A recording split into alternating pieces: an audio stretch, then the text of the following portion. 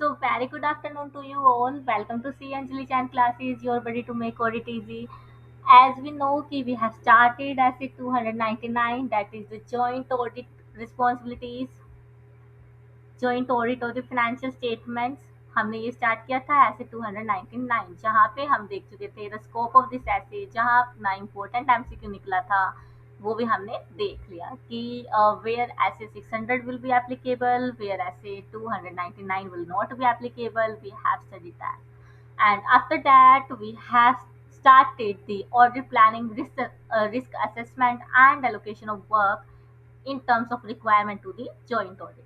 आज हम क्या पढ़ने वाले हैं? Our topic, our lecture will be dedicated to responsibility and coordination among the joint auditors. Joint auditors की जो रेस्पॉन्सिबिलिटी है वो क्या रहेगी एंड उनको कोऑर्डिनेशन किस तरीके से मेंटेन रखना है, ये हम यहाँ पे पढ़ने वाले हैं in this particular topic, the responsibility and coordination among joint auditors in respect of audit work divided among the joint auditors। ऐसा वर्क जो कि जॉइंट ऑडिटर्स के बीच डिवाइडेड है ही, each joint auditor shall be responsible only for the work allocated to such joint auditor including proper execution of the audit procedures। क्या बोला इसने? Main बात यह है कि which word you need to emphasize on it is work divided, responsible only for the work allocation to such joint auditor। जिस auditor को zone सा काम दिया था वो उसी काम के एग्जीक्यूशन के लिए क्या रहेगा? लाइएबल रहेगा। Proper execution of the audit procedure, उसी पर्टिकुलर वर्क के। अब ये तो हिंदी हो गई, थोड़ा सा हम इसको एग्जाम्पल से समझते हैं। वैसे तो बहुत लोगों को समझ भी आ गया होगा, but still we will take an example to make you understand in an elaborative manner. So we have, as usual, our handwritten notes, responsibility and coordination among the joint auditors। अपना टॉपिक आज का ये है। Individual responsibility for the allocated work. Individual responsibility रहेगी किसके लिए? For the work already allocated, ऐसा काम जो कि ऑलरेडी डिवाइड हो चुका है। फॉर एग्जाम्पल, फर्म ए के पास इन्वेंट्री और परचेज का ऑडिट एलोकेट हुआ था एंड फर्म बी के पास रिवेन्यू एंड डेटर्स का ऑडिट एलोकेट हुआ था। अब फर्म ए ने क्या सोचा था कि वो इन्वेंट्री वेरिफिकेशन परफॉर्म करेगी। क्या करेगी? Inventory verification perform. If if if if inventory count is poorly checked, inventory count को सही से ऑब्जर्व नहीं किया था, पुअरली चेक्ड था, आपने बिना देखे ही बोल दिया कि जो बुक्स ऑफ अकाउंट्स में इन्वेंट्री का काउंट एंड अमाउंट दिख रहा है वही हमको यहाँ पे काउंट दिख रहा है फिजिकली, तो ये क्या हो जाएगा? गलत हो जाएगा। इसका मतलब ये हुआ कि आपने ऑडिट प्रोसीजर जो कि फिजिकल वेरिफिकेशन था उसको प्रॉपर्ली एग्जीक्यूट नहीं किया है। In that case only and only firm A will be responsible. Inventory का फिजिकल वेरिफिकेशन, फिजिकल काउंट आपको ऑब्जर्व करना था, वो आपने ठीक से नहीं किया। ये वर्क ऑलरेडी एलोकेटेड था तो इसके लिए लाइएबल भी आप ही रहोगे। गेटिंग माई पॉइंट कि फॉर्म ए ही लाइएबल रहेगी, responsibility will lies only on the form A. In similar lines अगर फॉर्म बी ने डेटर्स को क्या करी थी? कंफर्मेशन भेजी थी। क्या भेजी थी? कंफर्मेशन, बट वो ऑब्टेन नहीं हो पाई और उसने ऑल्टरनेट प्रोसीजर्स नहीं लगाए, तो उसके लिए भी कौन रिस्पॉन्सिबल रहेगा? फॉर्म बी रहेगी। डेटर की ऑडिट किसके हाथ में थी? फॉर्म बी के पास। उसने ठीक से कंफर्मेशन नहीं ली, कंफर्मेशन के ऑडिट प्रोसीजर को ठीक से एग्जीक्यूट नहीं किया। उसमें वो भी लिखा था ऐसे 505 में हम पढ़ेगी कि कंफर्मेशन कैसे भेजी जाती है, ठीक है। तो वहां पे उन्होंने लिखा था कि इन केस अगर आपको कंफर्मेशन नहीं मिलती है बट वो आइटम बहुत सिग्निफिकेंट था तो आपको ऑल्टरनेट प्रोसीजर्स लगाने चाहिए थे। आपने ऑल्टरनेट प्रोसीजर्स को एग्जीक्यूट नहीं किया है, that's why you will only and only B liable for that particular glitch, right. तो ये अपना था एग्जाम्पल कि वर्क ऑलरेडी एलोकेटेड, उसके लिए आप ही इंडिविजुअली क्या रहोगे? लाइएबल रहोगे कि आपने उसको ठीक से एग्जीक्यूट क्यों नहीं किया है।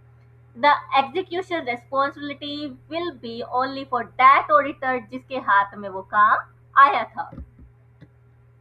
Then we have the next point, that is all joint auditors shall be jointly and severally responsible for। अभी हमने बात किया था कि जो वर्क ऑलरेडी एलोकेट हो चुका है बट कुछ एरियाज, कुछ कॉमन एरियाज जो हमने पढ़े थे जैसे गोइंग कंसर्न का था, ऑडिट प्लानिंग का था, एफएस की पी&डी का था, प्रेजेंटेशन एंड डिस्क्लोजर का, उसको हम एलोकेट नहीं कर सकते, वो कॉमन एरियाज है और वो कॉमन ही रहेंगे। तो उस केस में दोनों ही ऑडिटर क्या रहेंगे, जॉइंटली एंड सेवरली रेस्पॉन्सिबल रहने वाले हैं। उसी के लिए हम एक एक पॉइंट पढ़ने वाले हैं।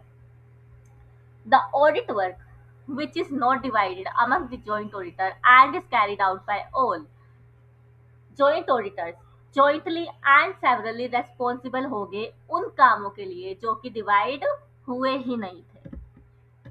इसका भी एग्जाम्पल देख लेते हैं। कुछ होते हैं हमारे कॉमन एरियाज, जिसमें आ गया गोइंग कंसर्न, फ्रॉड इंडिकेटर्स और उसके बाद फाइनल अकाउंट्स का रिव्यू। ये सब कॉमन एरियाज है। इसके लिए हम किसी एक ऑडिटर को पिन पॉइंट नहीं कर सकते कि इस ऑडिटर की गलती थी, दोनों ही ऑडिटर्स की रेस्पॉन्सिबिलिटी रहने वाली है। अब ऐसा भी हो सकता है।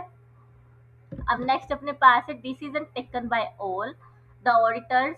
डिसीजन जो है सारे ऑडिटर्स ने मिलकर लिया था under the audit planning in respect of common audit areas. Common audit areas के लिए सारे ही जॉइंट ऑडिटर्स ने डिसीजन लिया था एक साथ concerning the nature, timing, extent of the audit procedure to be perform by the joint auditor. ऐसे आइटम्स, ऐसे सर्कमस्टांसेस जिसके ऊपर सारे ही ऑडिटर ने मिलके इन कंसेंसस डिसीजन लिए थे, म्यूचुअल बेसिस पे लिए थे, तो वहां पे भी सारे ही ऑडिटर्स क्या रहेंगे, जॉइंटली एंड सेवरली लाइएबल रहेंगे। कॉमन एरियाज के लिए यही बोला ना, कॉमन एरियाज में बोथ फॉर्म्स डिसाइडेड। अब बात करते हैं रिवेन्यू टेस्टिंग सैम्पलिंग साइज जो है 50 रखेंगे। ठीक है, जो रिवेन्यू की बात थी वो मेरे ऊपर थी कि मेरे को चेक करना है, बट मैंने अब पार्टनर सबसे जो अदर फर्म के थे उनसे भी डिस्कस कर लिया कि I think we should take 50 samples to test the revenue testing. And then सामने वाला पार्टनर सेड कि हाँ yes it's rational, we can take it, it's reasonable. तो हमने क्या कर लिया, चेक कर लिया।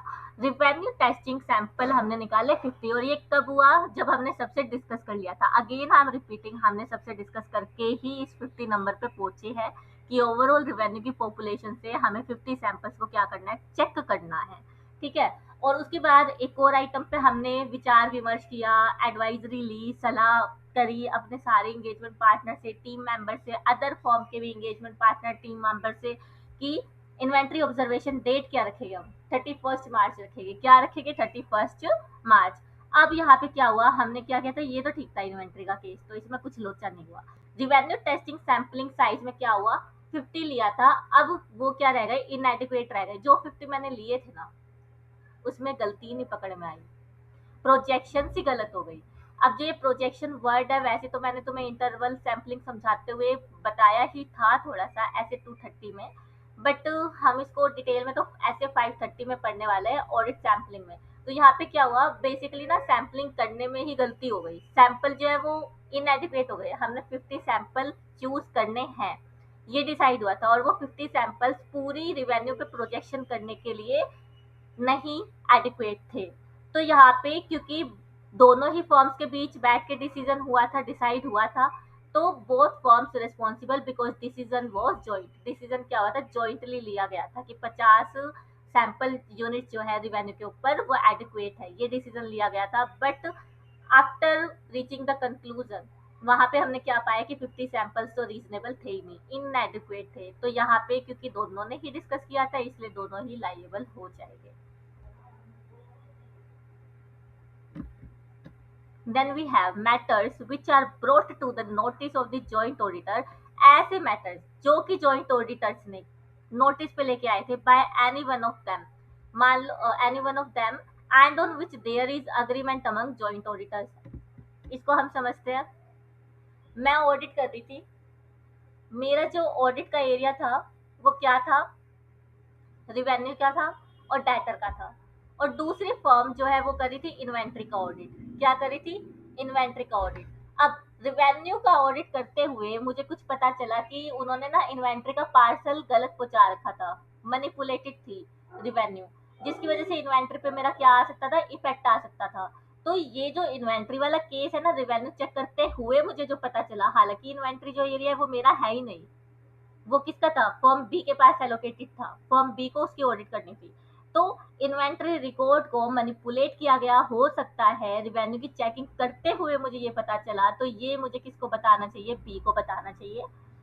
बी ने फिर इसको क्या किया, या तो वो इसको सीरियस ले और अपनी इन्वेंट्री की जो ऑडिट कर रहा है उसमें इस पॉइंट को बना के पूछे, या फिर उसको क्या करे, इग्नोर करे। बट क्योंकि फर्म ए ने बी के नोटिस में ये बात ला दी थी और बी ने इस पे कुछ भी एक्शन नहीं लिया जो कि लेना चाहिए था, तो भी दोनों ही जो ऑडिटर्स है, दोनों फर्म्स है, वो क्या हो जाएगी, रिस्पॉन्सिबल हो जाएगी। Firm A discover inventory records manipulated. Firm A ने इन्फॉर्म किया किसको, फर्म बी को। फिर firm B agrees issue in serious, firm B ने अग्री भी कर लिया था कि जो ये इशू है वो सीरियस है, लेकिन लेटर बाद में उसने क्या किया, उसको इग्नोर कर दिया, अपनी चेकिंग पॉइंट में लिया ही नहीं। तो इस केस में हालांकि बी को नहीं पता था, बी को ए ने बताया, तो भी बी क्या हो जाएगा, नेग्लिजेंट हो जाएगा, क्योंकि उसको एटलीस्ट अल्टीमेटली ए ने इन्फॉर्म तो कर दिया था, बाद में उसने इग्नोर किया ना। दैट्स वाई जो कि मैटर कम्युनिकेट किया है एक ऑडिटर ने दूसरे ऑडिटर को, उसको भी हमें सीरियसली लेना है। एंड अगर वो, क्योंकि दोनों की कंसेंसस पे गया था, दोनों ने अग्री कर लिया था, हाँ मैटर तो सीरियस है, तो दोनों ही जो ऑडिटर है वो क्या हो जाएगी, यहाँ पे रिस्पॉन्सिबल हो जाएंगे इन फ्यूचर, अगर इन्वेंट्री की वजह से कोई क्वालिटी कॉम्प्रोमाइज होती है ऑडिट की तो। फिर उसके बाद है examining that the financial statement of entity comply with the requirement of relevant statute। अब हमें ये देखना है कि जो फाइनेंशियल स्टेटमेंट है वो कंप्लाई कर रही है रेलिवेंट स्टैट्यूट से। कंप्लायंस विद लो, स्टैट्यूट का मतलब लो ही है, तो एक्स वाई जी लिमिटेड क्या है, उसको रिक्वायरमेंट है, जैसे सीएसआर का अपना सेक्शन होता है कंपनीज एक्ट 2013 में, तो उसके अकॉर्डिंग हमें क्या करना है, सीएसआर की रिपोर्टिंग करनी है, स्पेंडिंग करनी है 2% of average profit of previous 3 years. तो उसका मुझे क्या देना है, रिपोर्टिंग देनी है, एंड उसका स्पेंडिंग अमाउंट मुझे अलग रखना है, और उसके लिए हम अलग से एक स्केड्यूल्ड अकाउंट भी खोलते हैं स्पेंडिंग के लिए, और अनस्पेंट अमाउंट को एस्क्रो अकाउंट में भी डाल देते हैं। ये प्रोविजन आपने कंपनीज एक्ट 2013 में पढ़ रखा होगा। तो इसी की कंप्लायंस हमको क्या करनी है, चेक करनी है। साथ ही रिलेटेड पार्टी ट्रांजैक्शन को लेके भी हमारे कुछ डिस्क्लोजर्स होते हैं which are mandatory to be given in financial statement as per companies act 2013 and CARO reporting 2020, उसके अकॉर्डिंग देना पड़ता है। तो हमें कंप्लाइंस तो ओवरऑल देखना ही देखना पड़ेगा। ये एक ऐसा एरिया जिसको हम डिवाइड नहीं कर सकते, ये एक ऐसा एरिया जो कि कॉमन एरिया है और हमें इस पे डिसीजन साथ में लेना होगा।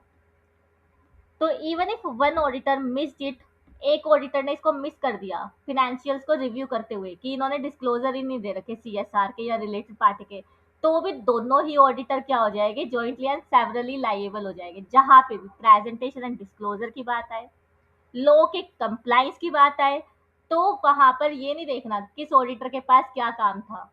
केस स्टडी के लिए तैयार कर रही हूँ मैं तुम्हें।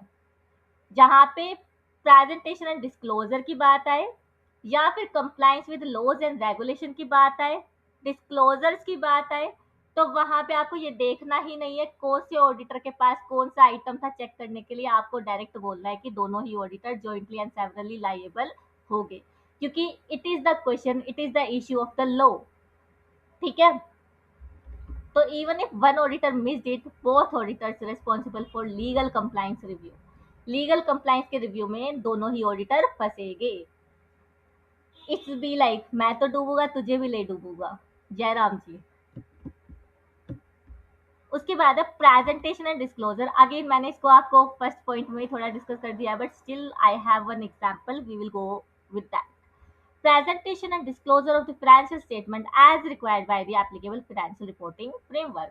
Ind AS डिवीजन सेकंड कुछ और मेरे को फॉर्मेट बोलता है, एएस और मेरे पास जो एएस डिवीजन वन वो कुछ और डिस्क्लोजर बोलता है, तो उसको हमें क्या करना पड़ेगा, रिव्यू करना पड़ेगा। मतलब कि companies act 2013 schedule 3 division 1 for as, division 2 for Ind AS, उसका मुझे क्या देखना है, कंप्लाइंस देखना है। ठीक है, और एएफआरएफ क्या होते हैं, ये हम अपने बेसिक ऐसे 200 में बहुत सारी चीजें डिस्कस कर चुके हैं, उसी की वजह से लंबा गया था अपना ऐसे। तो पीएनडी में क्या हो गया, एफएस जो है फेल टू डिस्क्लोज। अब मैंने फॉर्मेट का एग्जांपल दिया, अब मैं उसके आइटम का एग्जांपल दे रही हूँ। तो फाइनेंशियल स्टेटमेंट में क्या हुआ, हमने कंटीजेंट लायबिलिटी को डिस्क्लोज नहीं किया। अब you are very well aware of कि कंटीजेंट लायबिलिटी क्या होती है। देन उसके बाद segment reporting AS17 for CA inter student and Ind AS 108 for CA final. तो यहाँ पे हमें क्या करना है, सेगमेंट रिपोर्टिंग करनी है। सेगमेंट रिपोर्टिंग करनी है, तो ये हमने नहीं की थी प्रेजेंटेशन डिस्क्लोजर के टाइम पे। ये भी हमारी तरफ से क्या आ जाएगी, ओवरऑल ऑडिटर, दोनों ऑडिटर पे इशू आएगा। क्यों? क्योंकि फाइनेंशियल स्टेटमेंट एक है और ओपिनियन भी एक पे ही देना है, दैट्स वाई। तो even if related areas belong to one auditor, जैसे कि रिलेटेड पार्टी का चेकिंग मैंने फर्म बी को दिया था, और जो लायबिलिटी चेकिंग का पार्ट था वो मैंने फर्म ए को दिया था, स्टिल क्योंकि ये दोनों ही चीजें जो है presentational and disclosure point view की है, तो इसलिए दोनों ही जो ऑडिटर है वो क्या हो जाएंगे, लाइएबल हो जाएंगे for the final disclosure adequacy. क्योंकि आप क्या करते हो, आप सिर्फ न्यूमेरिकल नहीं देते हो, आपको नोट्स टू अकाउंट्स को भी वेरीफाई करना पड़ता है कि जो पीएल में डिस्क्लोज है वही नोट्स टू अकाउंट में डिस्क्लोज है, एंड उसके sufficient facts and facts of the case भी लिखा हुआ ये हमें देखना पड़ता है। तो डिस्क्लोजर एडिक्वेसी के लिए भी दोनों ही ऑडिटर जो है सेवरली एंड जॉइंटली लाइएबल हो जाएंगे। यही बात यहाँ पे लिखी है। देन उसके बाद ensuring that the audit report complies with the requirement of the relevant statute, जैसे कि standard on auditing, the applicable standard on auditing and the other relevant pronouncement issued by the ICAI, हमारी mother body the institute of chartered accountant of India. Proper audit report कैसी होगी, जिसमें कि हमने miss ना कर रखा हो कैम को, जैसे की ऑडिट मैटर्स को, जो कि ऐसे 701 में हम पढ़ेंगे, ईओएम को, एम्फेसाइज ऑफ मैटर पैराग्राफ जो कि हम पढ़ने वाले ऐसे 706 में। ये आपको बाय हार्ट करना है बिकॉज ये हमारे ऐसे 700 सीरीज का पार्ट है। Since report is jointly signed both auditor will be responsible. अगर हमने ऑडिट रिपोर्ट में सही ओपिनियन नहीं दिया है तो भी दोनों ही ऑडिटर क्या हो जाएंगे मेरे, सेवरली एंड जॉइंटली लाइएबल हो जाएंगे फॉर द वर्क डन। ये एरियाज, ये एग्जांपल्स वो है जिसमें कि चाहे वर्क किसी के पास भी था तो भी दोनों ही ऑडिटर के ऊपर उंगली उठेगी। तो ये वो वाली चीज थी, या तो वर्क एलोकेट नहीं हुआ था उसके लिए दोनों लाइएबल है, या फिर ऑडिट प्लानिंग करी थी, नेचर, टाइमिंग एंड एक्सटेंट, उसके लिए दोनों लाइएबल है। एग्जीक्यूशन अलग अलग किया था तो उसके लिए वो अलग अलग लाइएबल हो गए। फिर उसके बाद कोई सर्कमस्टांस या कोई इशू नोटिस में लेके आया था दूसरे ऑडिटर ने पहले ऑडिटर के सामने, तो उसके लिए जॉइंटली सेवरली लाइएबल। देन उसके बाद फिर फाइनेंशियल स्टेटमेंट ने रेलिवेंट स्टैट्यूट एंड डिस्क्लोजर के अकॉर्डिंग गया है सारी चीजें, तो उसके लिए लाइएबल हो गए। फिर P&D के लिए लाइएबल हो गए, एंड उसके बाद फाइनली जो हमें ऑडिट ओपिनियन देना उसके लिए भी वो जॉइंटली एंड सेवरली लाइएबल रहेंगे। हो गए 60 सेकेंड्स में हो गए आपके रिवाइज सारे पॉइंट्स। देन उसके बाद है where in course of audit a joint auditor comes across matter which are relevant to the area और रिस्पॉन्सिबिलिटी ऑफ अदर ऑडिटर। ऐसा केस जहाँ पे कि मैटर जो रेलिवेंट था वो अदर ऑडिटर के एरिया में आता था बट आपके अटेंशन में आ गया, तो इट इज योर रिस्पॉन्सिबिलिटी कि आप उसको नोटिस में लेके आओगे, and which deserve their attention और विच रिक्वायर डिस्क्लोजर और रिक्वायर डिस्कशन विद और application of judgment by the other auditor, the said joint auditor shall communicate the same to all the other joint auditor in writing prior to the completion of the audit। अब क्या बोला है, हमें in writing उनको बताना है ये चीज। क्या बताना है, दोबारा देखते हैं। Communication of important matters, if one auditor finds something affecting another's area, it must be communicated in writing। For example, firm A ने नोटिस किया कि जो गुड्स डिस्पैच है वो ईयर एंड पे हुए हैं। कब हुए, ईयर एंड पे हुए हैं। तो यहाँ पे क्या हो सकता है, पॉसिबिलिटी ये है कि जो रिवेन्यू है वो ओवर स्टेट हो सकता है। ईयर एंड पे गुड डिस्पैच हुए यानी कि मार्च के लास्ट वीक में हुआ है, ये लगा लो, ठीक है। तो यहाँ पे रिवेन्यू जो है वो ओवर स्टेट भी हो सकता है, या फिर अप्रैल के फर्स्ट वीक पे हुआ तो भी रिवेन्यू ओवर स्टेट होगा ही होगा। तो ये चीज जो है फर्म ए फर्म बी को राइटिंग में देगी, क्योंकि फर्म बी की रिस्पॉन्सिबिलिटी थी रिवेन्यू को चेक करने की और फर्म ए की इन्वेंट्री को चेक करने की थी। अब गुड जब डिस्पैच एंड ऑफ द मार्च पे हुए तो यहाँ पे रिवेन्यू ओवर स्टेट हो सकता है, तो ये हम इन राइटिंग फर्म बी को बताएंगे। क्या बोलेंगे, please verify revenue cut off in the March sales में आप रिवेन्यू कट ऑफ को जरूर से चेक करना, वहां पे कुछ ओवर स्टेटमेंट्स आपको मिल सकती है, ये हम इन राइटिंग उनको बताएंगे। फिर उसके बाद it shall be the responsibility of each joint auditor, क्या बोला इन्होंने, each joint auditor to determine the nature, timing and extent of audit procedure to be applied in relation to the areas of work allocated to the said joint auditor. जिस जिस auditor को जो जो area allocate हुआ है वो उस पे इंडिपेंडेंटली अपने ऑडिट प्रोसीजर्स लगाएंगे। It is individual responsibility of each joint auditor to study and evaluate the prevailing system of internal control। ये हर एक इंडिविजुअल जॉइंट ऑडिटर की रिस्पॉन्सिबिलिटी है कि वो इंटरनल कंट्रोल को स्टडी करेंगे और इवेलुएट करेंगे and assessment of the risk relating to the areas of work allocated to said auditor, यानी कि जो जो एरियाज उनको दिया गया है वो उस एरिया के इंटरनल कंट्रोल के लिए भी रिस्पॉन्सिबल रहेंगे, उनको अपने एंड पे चेक करना ही करना होगा। हमने कोई आईटी ऑडिट सिस्टम वाले इंसान को भी बिठा लिया अपने साथ तो भी हम अपने पर्टिकुलर एरिया के लिए उन इंटरनल कंट्रोल्स को चेक करेंगे। Independent judgement by each auditor, तो each auditor decide procedure for his own area. Inventory के लिए फर्म ने क्या डिसाइड किया, अटेंड करेंगे फिजिकल स्टॉक काउंट, फिर उसके बाद टेस्टिंग करेगी कॉस्ट की और फिर उसके बाद वेरीफाई करेगा ऑब्सोलीट स्टॉक को, ये उसने ऑडिट प्रोसीजर डिसाइड कर लिए।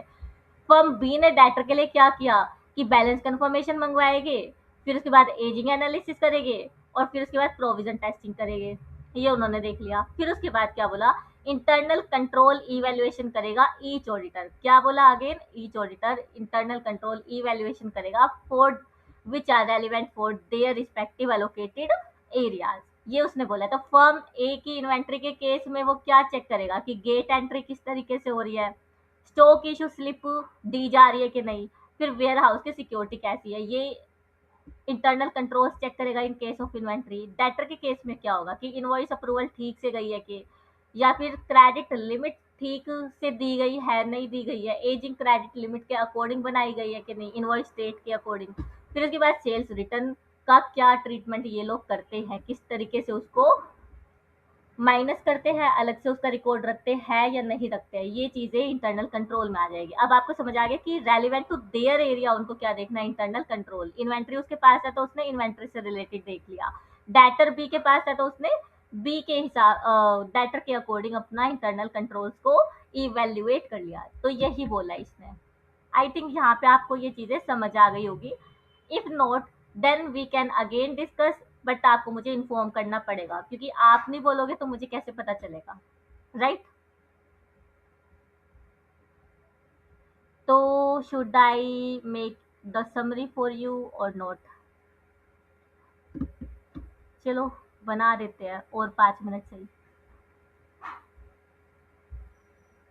तो आज का टॉपिक था हमारा responsibility and coordination among joint auditors. ये तो हमने देख ही लिया था, जिस ऑडिटर के पास जोन सा वर्क एलोकेट होगा उसके लिए वो इंडिविजुअली लाइएबल होगा उसके एग्जीक्यूशन के लिए। फिर कॉमन एरियाज में हमने देख लिया था कि यहाँ पे अगेन अपने क्लासिक एग्जाम्पल रहेंगे पॉइंट ए के लिए कॉमन एरियाज में गोइंग कंसर्न,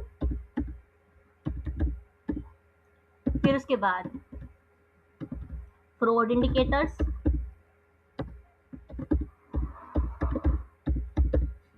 एंड उसके बाद अपने पास क्या आ जाएगा, final account review, final account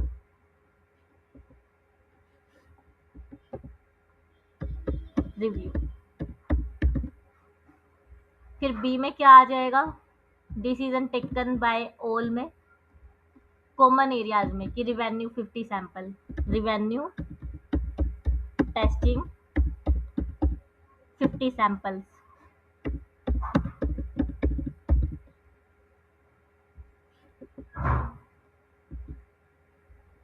ये आ गया।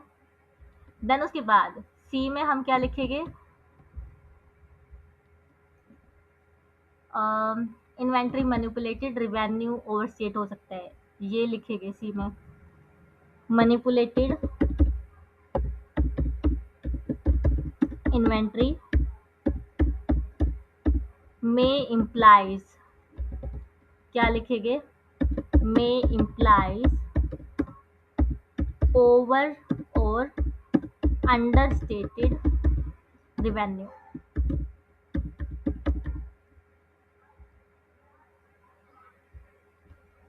Examining the FS of the entity comply with requirement relevant statute, यहाँ पे हमने देखा था सीएसआर और आरपीटी का disclosure. CSR and RPT PL disclosures, sorry compliance लिखे as per companies act 2013। Then उसके बाद पीएनडी में हमने किसका देखा था, contingent liability and segment reporting का। Contingent liability and segment reporting. फिर उसके बाद ensuring audit procedure complies with, इसमें हम वही ऐसे की छड़ी लगाने वाले हैं कि ऐसे 700 सीरीज का कंप्लाइंस, जो कि हम अगेन जब ऐसे 700 सीरीज पढ़ेंगे तो ही डिटेल में डिस्कस करने वाले हैं। ऐसे 700 सीरीज कंप्लाइंस यहाँ देखेंगे हम। फिर उसके बाद each auditor will be individually liable and in writing देगा, वो सारी चीज़ें हमने डिस्कस कर ली है। एंड फिर पर्टिकुलर ऑडिट प्रोसीजर्स क्या क्या लगाए वो भी क्लियरली मैंशनड होने चाहिए, एंड उसी से रेलिवेंट इंटरनल कंट्रोल्स भी हम क्या करेंगे, चेक करेंगे। So we have completed our topic and अपना एजेंडा भी इतना ही था। And for your kind information, जैसे कि मैंने आपको बताया ही था कि जो ये ऐसे है वो बहुत छोटा है।